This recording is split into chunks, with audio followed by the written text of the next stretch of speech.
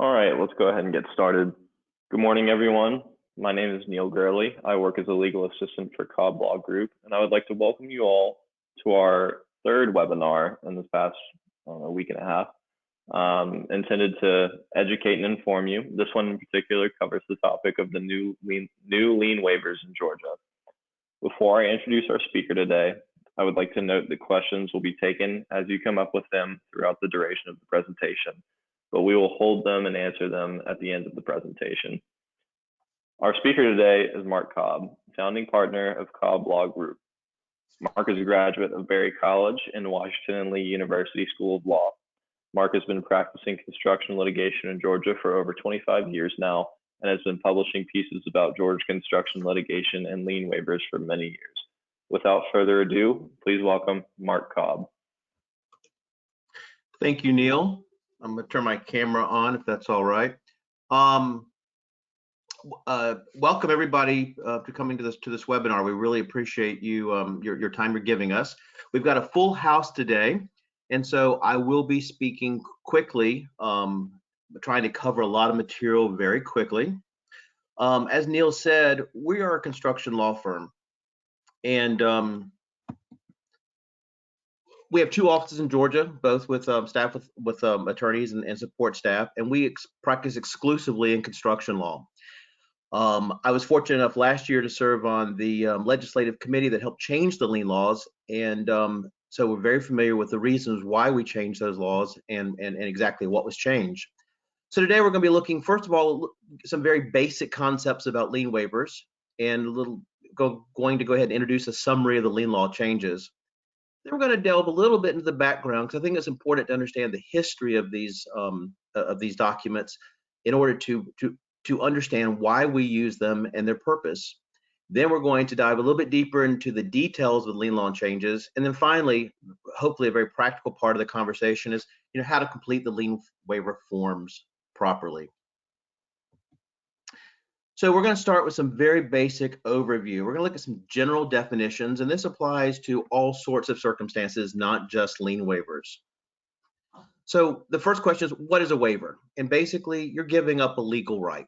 If you watched movies, you may have seen a lawyer in a courtroom setting say something to the effect of, I waive my right to, I waive further questions. That means he gives up his right to ask the witness additional questions.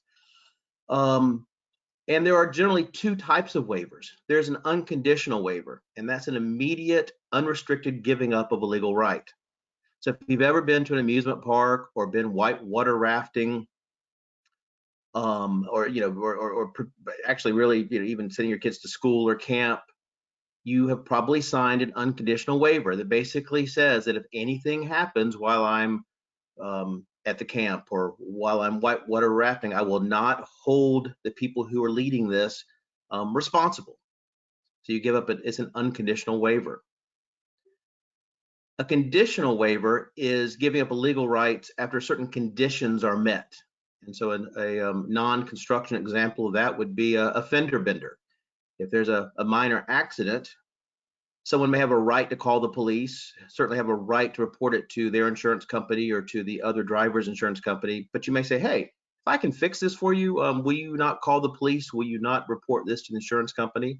So you're waiving your rights if somebody fixes it. And so that is a waiver which is conditioned upon something happening.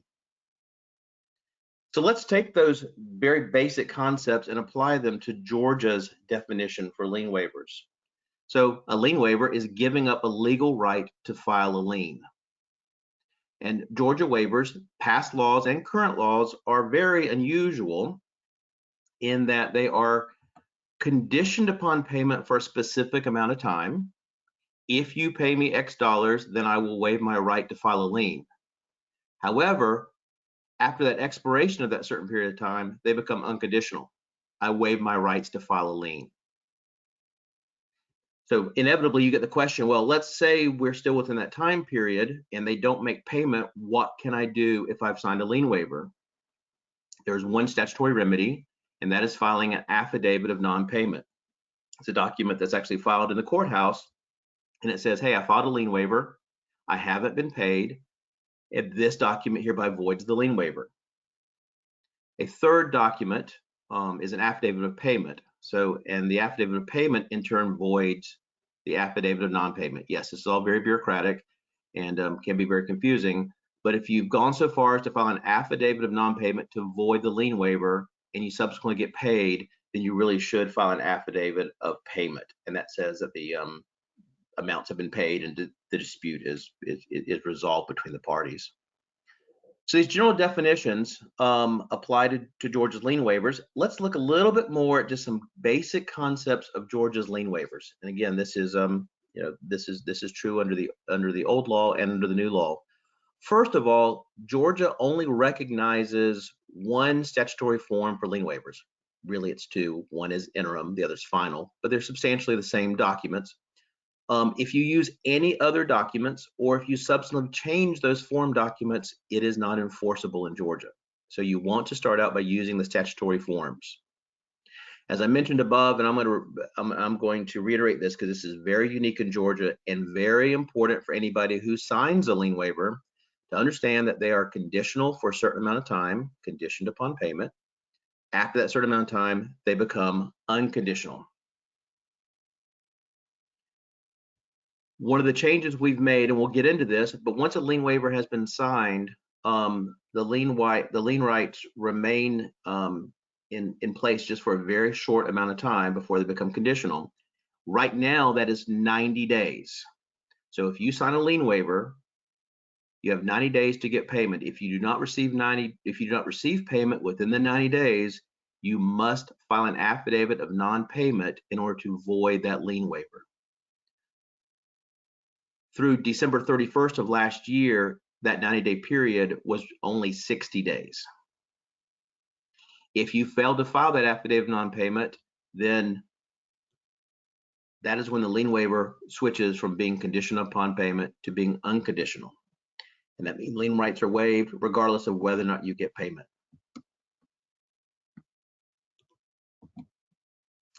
So some changes we've made.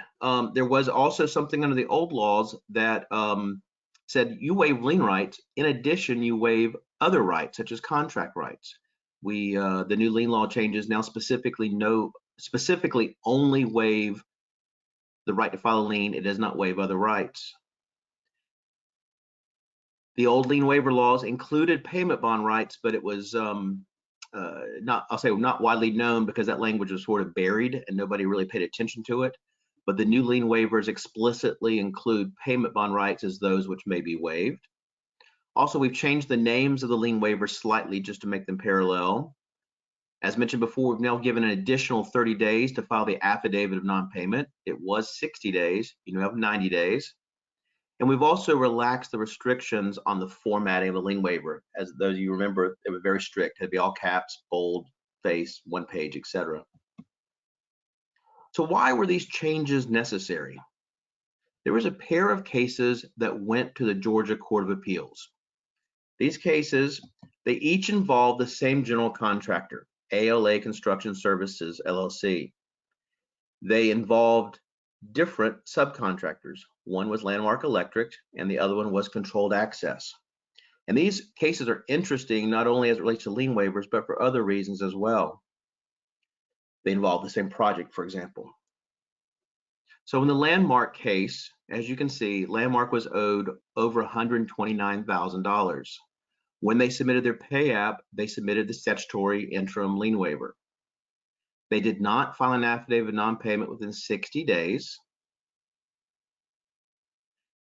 When they went to try to get their money, they were told, you don't get any money. You signed a lien waiver, and that lien waiver applies to all your monies. So a suit was filed in Fulton County Superior Court. As a parallel case, you'll see that Controlled Access was also owed over $17,000 on the same project. They too submitted a statutory interim lien waiver. They too did not file an affidavit of non-payment. And so when they went to ask for money, the general contractor said, I'm sorry, you signed the lien waiver. You did not file the affidavit of non-payment. No money is owed to you. So suit was filed in this case in Fulton County State Court. In both of these cases, motions for summary judgment were filed. And a motion for summary judgment is a motion that one of the parties files when there are no facts in dispute. There's just a legal question. And so in this case, no one really disputed the facts. No one really disputed the amount of work. No one disputed that lien waivers had been filed. No one had disputed the fact that affidavits of non-payment have been filed.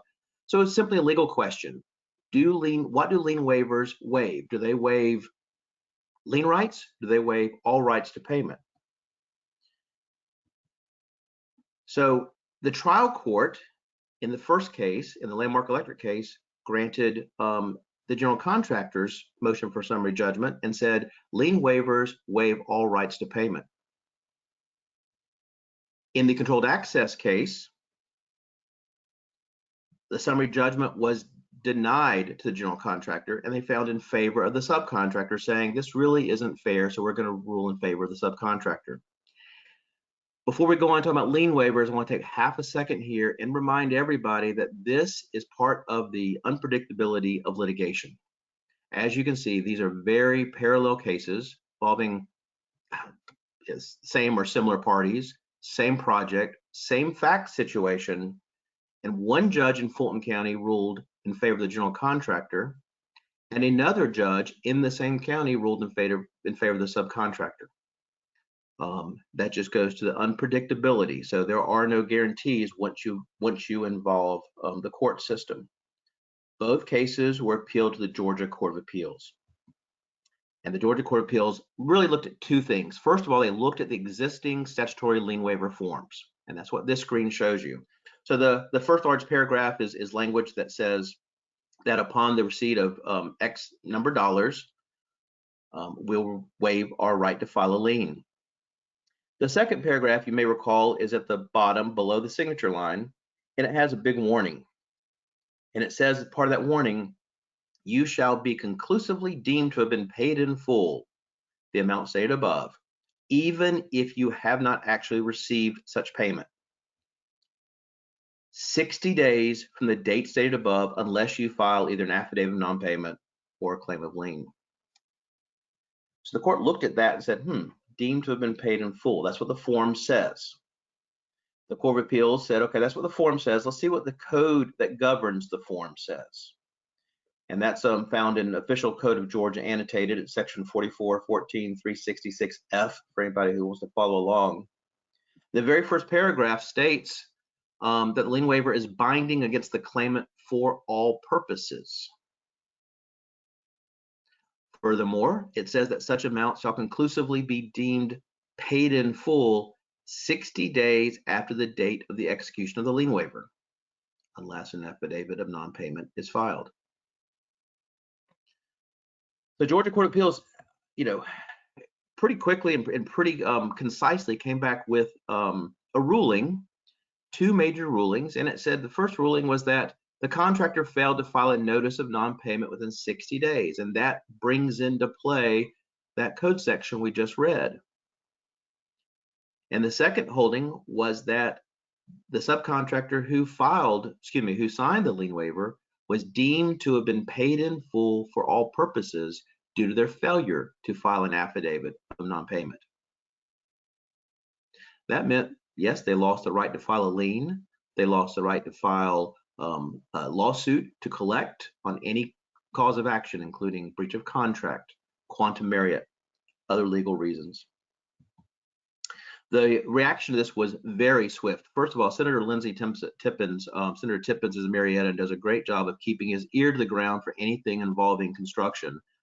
And he found out about this holding and immediately called the Associated General Contractors of Georgia, AGC Georgia. It is such an amazing ripple because of the fact that lien waivers were waiving all rights to payment, that AGC almost immediately put together a legislative drafting committee of 5 people. That committee included 3 lawyers, of which I was one of the 3 lawyers. It also included a representative from the general contractor industry and a representative from the subcontractor industry. So the 5 of us met regularly online and in person, pre-pandemic, of course, and really rushed to make some very important changes to the lien laws. That resulted in Georgia Senate Bill 315 being finalized in about 2 or 3 months after the Court of Appeals released its findings in the prior case. It shows how quickly this moved. In February of 2020, I was happy to report that the Senate bill passed the Georgia Senate unanimously. We were hoping to get these changes on the March docket for the House of Representatives. Of course, COVID-19 hit, there was a pandemic, the House had to take a recess, but finally when they reconvened in June, the Georgia House passed the Senate bill unanimously. I mean, think about this. In this political climate, how quickly this was done, and more importantly, how universally every single Georgia senator and representative felt that this hurt people in the construction industry. So by August, Governor Kemp signed the new bill into law, and it became effective January 1st, 2021. So it's only been in effect for a couple of weeks. So let's look at some of the changes, do a little bit deeper dive now. So if you recall, we were looking earlier at that code section that the Court of Appeals consulted, OCGA 44-14-366. The first thing that was added was a brand new paragraph A. And that paragraph A that we added said that waivers and releases shall be limited to waivers and releases of lien and labor or material bond rights. And we expressly added that ending section, and it shall not be deemed to affect any other rights or remedies of claimants. Furthermore, we changed, if you recall, we looked at section F of that same code section a little while ago, and because we added an A, subsection F became subsection G, and you can see on the left-hand side of your screen the blue language that was added. And for comparison's sake, you can see on your right-hand screen the red language that was essentially deleted. But the big changes you've already been able to guess. Paragraph 1, it no longer says the lien waivers apply to all purposes and payment in full shall be deemed. It now says that lien waivers are for the purposes of waiver of lien and labor or material bond rights to the extent stated in the waiver and release. Furthermore, the old section F, section 2, is where it said that it was paid in full unless you filed the affidavit of non-payment within 60 days. Instead, that section was changed that the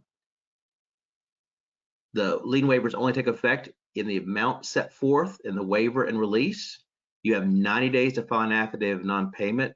And furthermore, we changed the language for the form. So whereas the form had to be in all caps, had to be font 12, had to be in bold, and frankly, the lien waiver had to appear on one sheet of paper, all that was changed, except the 12-point font was left because we wanted it to be readable. So the changes, we're going to kind of go through all the changes now. And the first one is the single most important one from a practical standpoint. The lien waivers no longer impact the signatory's contract rights. So when lien waivers are signed, those of you who are signing them can make a business decision. Sometimes you may be willing to waive lien rights knowing that your contract rights are still waiting at the end of the project if you need to act on that. The lien waivers are no longer required to be in boldface capital letters. They now clearly waive payment bond rights in addition to the right to file a material as lien. The names have been slightly changed. They're parallel now. So I have before you the new name, waiver and release of lien and payment bond rights upon interim payment or upon final payment. Another big substantive part of the change is at the time in which the person's executing lien waivers now has 90 days in which to file an affidavit of non-payment. Formerly it was 60 days. Those of you who have worked on projects that have seen slow pay, 60 days really was not sufficient time to be able to identify all payments and how whether or not all payments are going to be made. 90 days lengthens, that gives you a little bit more time. We also changed the formatting for the affidavits of non-payment. So they too had been required to be in boldface capital letters. That is no longer the case. The new revisions took effect January 1st, 2021. And if you look at the required notice that is on both the interim waiver and the final waiver, it is different than the one we showed you earlier, The notice now says you shall be conclusively deemed to have waived and released any and all liens and claims of liens. And furthermore, if you go on down, in the event you are not paid, you now have 90 days after the date stated above to file an affidavit of non-payment. That then voids the lien waiver. So I just wanted to put a screenshot up here of what the basic statutory form looks like for an interim lien waiver. Most of the language, and particularly the top half of that, is the same as the 2020 waivers. It's the notice at the bottom that is substantially changed. It's the language I just showed you. And also we've taken out the all caps, so hard to read. Here is what a final waiver, or the basic final waiver, looks like, give you an idea of that. And so I want to give a screen too of the information required to complete the Georgia lien waiver forms. These 10 pieces of information. It's 9 for the final, it's 10 for all the others, and most of these are pretty easy to come by. So the first one is the name of the state and county where the waiver is being signed. It's not the location of the project or where the GC is located. It's where whoever is signing that is located. You also need to have the name of the contractor which engaged whoever's signing this, who engaged services or labor or materials from whoever signed this. Maybe the GC, maybe a subcontractor, if a sub or a supplier to a sub is signing this document. You also need to have a brief description of the materials and or labors provided by the signer. And it can be very vague. It can be something simple like electrical supplies. It doesn't have to itemize it in any way. You should also include the title or the name of the project or building, the city where the project is located, the county where the project is located, the project's owner's name. That's something you might want to get in advance of signing a contract, particularly if you're a sub or a supplier. And of course, I also recommend that general contractors go ahead and put that in on their forms to be used on that project. Just makes it easier, faster, and frankly politer for everybody working on that project. Similarly, they can add the number 8, the description of the project. And the description needs to be either the legal description, which is the meets and bounds description, commencing at the intersection such and such a road, thence 80 degrees right west. It can be a legal description. It can also be something basic like a land lot, district, block, and lot number. That's all available through the county's tax office usually. It can also include the street address of the project. So you want to make sure you identify the project. Furthermore, most importantly, the lien waiver also includes the amount that is due. And on interim waivers, it includes the through date. So, through January 15th, we are owed $10,000 because you may be doing additional work on January 16th and 17th and 18th and so on that will appear on the next pay app. So let's look super quickly how to properly execute a lien waiver. You want to make sure you date the lien. You want to put the date on the lien waiver and you want to use the actual date that you sign it.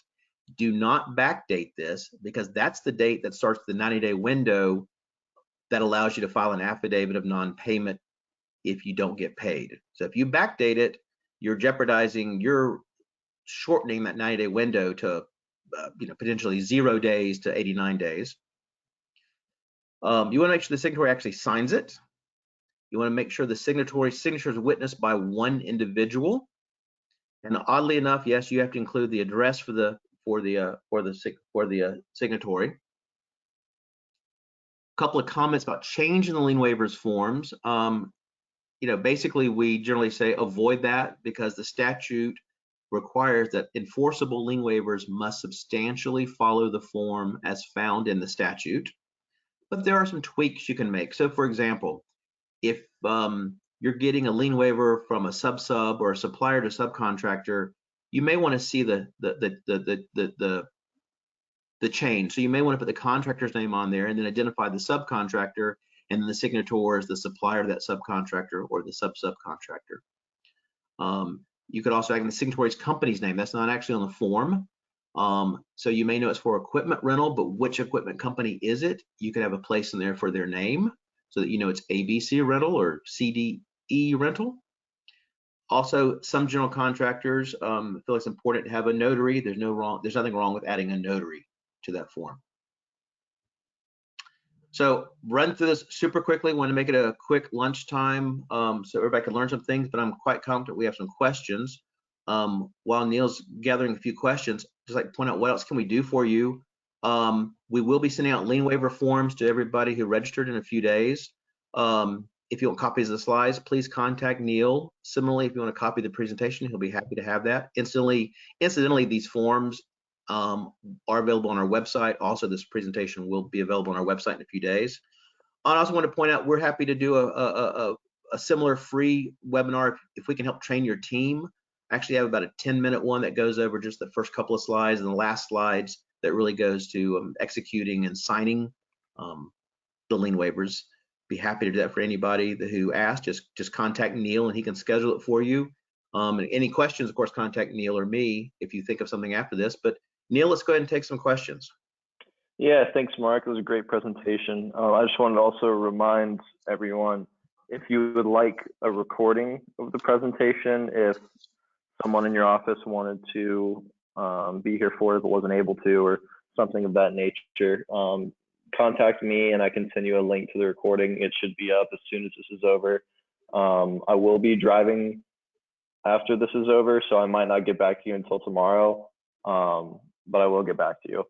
So we're going to start with the questions. The first one is from Jessica, and Jessica says, we know we should never change the text of the waiver, but can we adjust the signing area to make it easier to read signatures and not have the notary stamp cover them up? Absolutely, yes. I think that's a great change to make. All right. The next one is from Tim. Tim is just asking for a copy of the presentation. Ashley wants to know if the slides will be available to print after the webinar. They should be on our website. Okay. Melita asks, hi, I am new to understanding who receives lien waivers. Our company creates proposals and contracts for our customers to sign. Do I present lien waivers to my customers throughout the projects? You know, it's every company has its own policy. I think the general industry standard is that either with each pay app, lien waivers are produced, or upon receiving payment, lien waivers are produced. So I think yes is the short answer. Basically, every month you should be getting a lien waiver from basically everybody downstream. All right. Next, we got from Matt. Some lenders are stuck in the past and require an unconditional lien waiver once payment has actually been made. These are not on the statutory forms, and no matter how much we try to explain, they require them anyway. We collect the statutory forms and then ask for an unconditional form once the sub picks up a check. Should we push the use of the affidavit of payment forms instead to satisfy the lenders, or is this form only to nullify an affidavit of non-payment? Great webinar, thank you. Thanks for that. Neil, you were just a little muffled, so I'm gonna try to answer the question. If I didn't answer it, please Okay. Reiterate the question, or if Matt could respond to me directly, that'd be absolutely fine.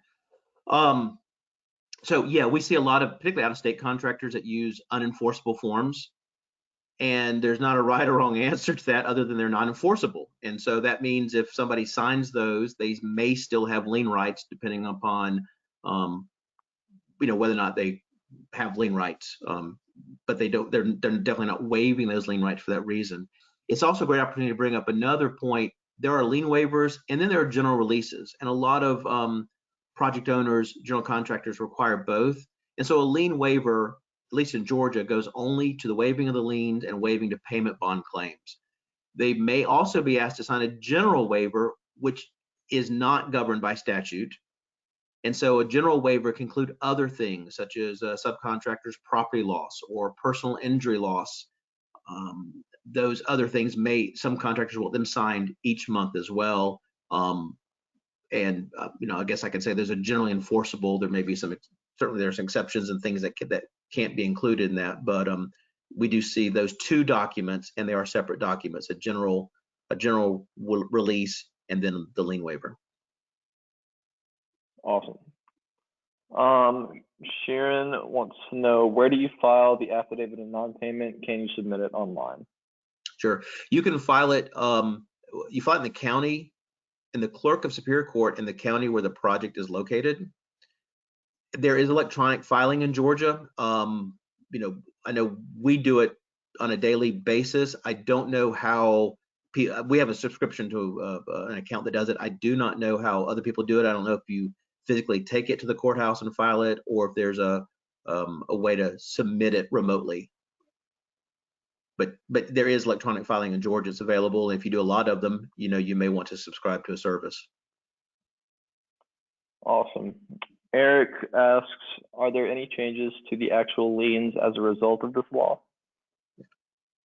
No, the lien forms are the same, and the lien requirements have remained the same. We did not touch those at all. Jim says, I was told they had changed the county at the top to what it was supposed to be, where the county where the project is located. The way the signs, the way documents are, and that's, you've asked a great question, it's a confusing question. The way documents are signed are really based on law that is hundreds of years old. And so it really hasn't kept up with modern times. Truthfully, I'm not sure there's actually a technical requirement, but tradition says that you put the state and county where the person who is signing it is located. It makes sense. It's their document. It tells you where that person is. So if you're a supplier operating out of Charlotte, North Carolina, you would put, I don't know what county Charlotte is in, but you put the county there and you put North Carolina, and then you sign your name. It's not the project location. Leah wants to know, do waivers need to be signed in blue or black ink? Yeah. Great question too. I like blue ink for everything because I can still generally distinguish an original from a scanned copy. And to me, that's the purpose of original documents. So I still, in fact, in our office, Neil can testify to this. There may be a black pen floating around somewhere, but if I find it, we confiscate it and throw it away because we like blue pens. Well, your favorite's the red pen, but. That is true. I do like the red pen when I'm marking up other people's comments. Corey asks, do final waivers need to include all amounts unpaid or just the amount of the final payout? I include all amounts unpaid. That includes the retainage, for example. Amounts in dispute are usually handled, that can pose some difficulties, but definitely include retainage on that. Mm-hmm. Amy says, it used to be you could file an affidavit of non-payment or lien at 60 days. So now you have to file an affidavit of non-payment instead of filing a lien? Yes.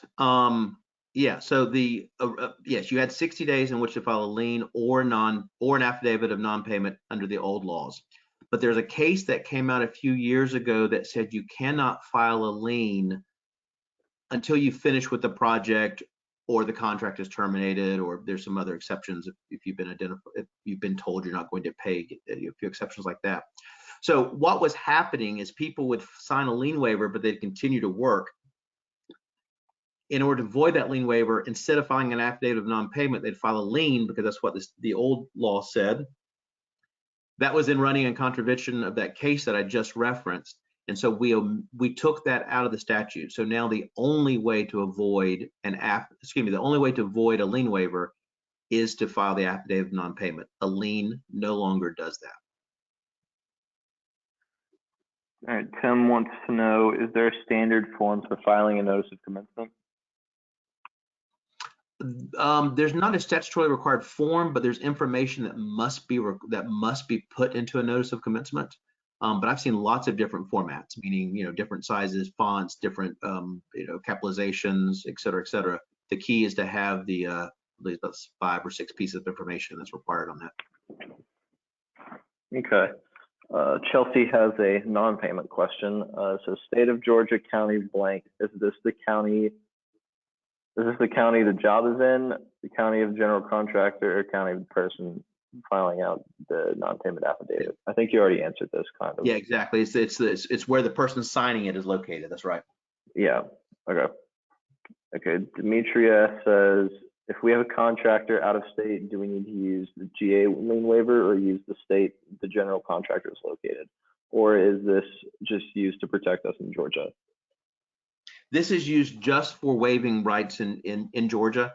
each state has its own rules and guidelines, so you need to check what waivers are applicable in that state where you're working. That's a good question. Sharon asks, do you have a name of a subscription service that you recommend to file the affidavit of non-payment? Who do you use? Georgia, Neil, you can correct me if I'm wrong. I think Georgia has 2 services that we can use. I think there may be a third one, actually. I think there's Peach Court is one of them. Odyssey is one. And there may be one through the Clerk's Authority. It's a Georgia Clerk of Courts Authority. I forget exactly what their name is, but if you Google that, that'll show up if there's a third one. I don't know if I don't know the correct answer to that personally. I don't think I've filed anything. So Georgia has 159 counties, and they get to decide which service they use. Yes, this is makes it more fun for all of us. Okay. Melissa says, I thought it was 90 days from the last date of work on site, then you could file lien. That is correct for filing a lien. So to my 2 different documents, filing an affidavit of non-payment voids the lien waiver, and that has to be done within 90 days of the lien waiver. A lien is something you filed after you've completed the project, and that is, you're correct, it is 90 days after the last day worked. Okay, Tiffany wants to know if we're allowed to use scanned copies. Does Georgia allow for electronic versus originals? You know, technology is changing much faster than the laws are. From a practical standpoint, I know most of the GCs that we use will accept a scanned copy. I'm old-fashioned, and I also may have to prove something in court, so I still like original copies in blue ink. Chris asks, once a notice of non-payment is filed, can you then place a lien? Yes, absolutely. And again, if you're done with your aspect of the project, or you've been terminated, or a few other issues, you do want to go ahead and file that lien or make that payment bond claim to preserve your rights and improve the likelihood of getting paid. Okay, Jim says they took out in the notice at the bottom, quote, on the face, and quote, we have lots of issues with general contractors sending the waivers with all the information on page 1 and all the signatures on page 2. This would easily allow someone to change the first page to anything, any job, interim, or lien. Please address this issue. Thank you. Well, I mean, I think that's a risk inherent in any document. I mean, I think you could change the language with PDF editors or word processors, et cetera. That's just a part of technology. And again, going back to the fact that the laws are not necessarily keeping it with technological innovation. Ultimately, my position on this is construction is about relationships, and we have some legal things in place. The whole lien process is really a gift to subcontractors and suppliers who are not paid, because they're able to pursue payment from somebody with whom they do not have a contract. That's pretty remarkable. But ultimately, these relationships are based upon trust and payment, and obviously, most of these relationships stay intact. It's only when a project goes upside down or there's some sort of deceit or fraud that, and deceit or fraud, these rules are not really intended to thwart deceit or fraud. That's really more for other state laws to handle, criminal laws, et cetera. Okay, another answer to Sharon's question from earlier, Eric says that you can use the GSCCCA to e-file a lien, and then he also says you have to use a different site than the regular GSCCCA site, but if you click the link on the website to e-file, it will direct you. So that's good. Thank you, Jim. Appreciate that. It was Eric. Oh, sorry, Eric. Thank you. Brenna asks, would requiring a copy of the notice of commencement before a waiver will be given be a doable practice? As a subcontractor, I run into uncooperative subcontractors and general contractors when an attempt to obtain the specific information listed on the NOC. Do you have a better option of obtaining this? Well, the best option to get an NOC is to send them a written notice. And so under statute, they have 10 days, whoever you're requesting it from, either the GC or the owner, has 10 days to send you the notice of commencement. If they don't send you the notice of commencement within 10 days, then the statutory notice scheme doesn't apply to you, and you preserve your lien rights even if you are a sub or a supplier to a subcontractor. Okay. Chelsea asks, I I have been told only lawyers can file a notice of non-payments. Is this correct? That is not correct. At least there's been no case law interpreting that. There's an argument that that could be the case because there is an old case law that says that only lawyers, the issue regarding liens and who can file liens. But from a practical standpoint, a lot of our clients file their own affidavits of non-payment. Others want us to do it to make sure that everything's done properly and quickly. Ashley says, since the laws changed, do we first file an affidavit of non-payment or a lien, or vice versa? That's a potential hiccup. We're now filing them contemporaneously, filing the lien waiver first and then the lien second. Okay. Tim asks, as a general contractor, what are the 5 items or info that are required to be in a notice of commencement? You know, I don't have that at my fingertips, but I know you have to have the name and address of the owner. You have to have the name and address of the general contractor. You have to have the name and title of the project. You have to have a legal description on a legal description on a private project, not a public project. You have to have payment bond information. You have to have performance bond information. You also have to have whether or not there's a construction lender and whether or not there's a third party requesting the improvements other than the owner. Not sure that's all of it, but it's all found in Title 44, Section 14. I believe that's 361 or 361.1. If you email me, I can send you the link. Okay. Melita asks, if I did not have my customers sign interim nor final lien waivers, can I file a non-payment affidavit within 60 days and a lien after 90 days?